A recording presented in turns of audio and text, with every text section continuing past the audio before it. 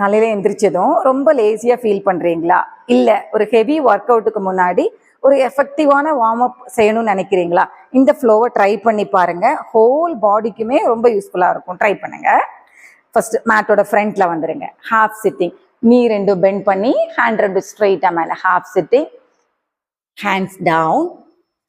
Right leg back side.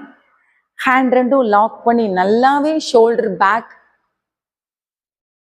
Mountain. Right leg front. நீங்க பண்ணும்போது breath in breath அவுட்டோட பண்ணணும். Left leg front. Half sitting.